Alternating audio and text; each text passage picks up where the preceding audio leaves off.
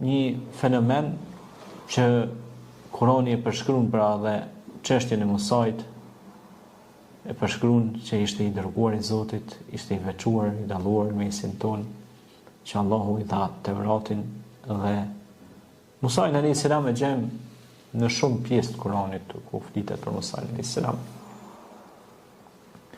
E gjem edhe tek rasti i takimit të tij me Hidrin, Yusha bin Nun, në surën El-Kehf, që ne lexojmë çdo xumë. Musa alayhis salam merr një udhtim gjatë me Hidrin, që Allah thot për të, ati kina dhon një dije të veçantë për i robëve dhe tanë, e kemi zgjedhur pra Hidrin.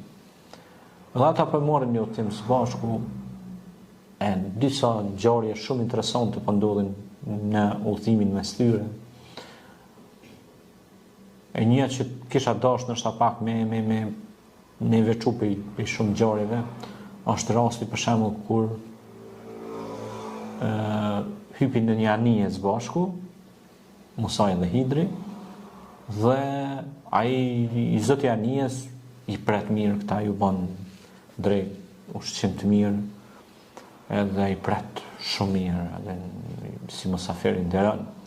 Dhe tash ky Hidri çohet, e merr thikën, e pren, e shkatron ato velat, e bën anijen mu duke shëmtuar anija. Dhe Musa i ngritet në kamin, i habitur dhe i mërzitur, i shokuar, thot, mos të çfarë bën kështu? Thot, ky na priti mirë, na nderoj, ti shkon ja prish anijen, a jen mend? A kupton e?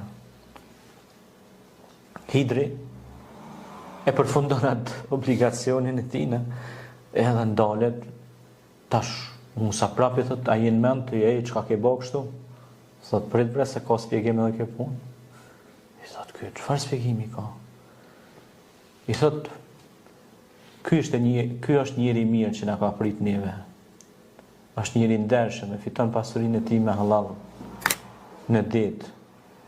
Mirë po në këtë vend, në këtë det janë disa pirat detar. Kur i shohin anijet e bukura dhe të hijshme nga distanca, ata vinë ja morën gjithë pasurinë në anije. Nuk i don asgjë, as bukën e gojës, e lënë për të vdekur.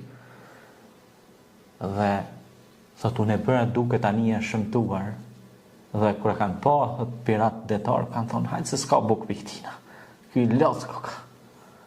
Pra, që duke i shëmtuar, që mos ta sërbonin për me ja morë pasurinë në anije. Pra, kjo ishte mesazhi i këtij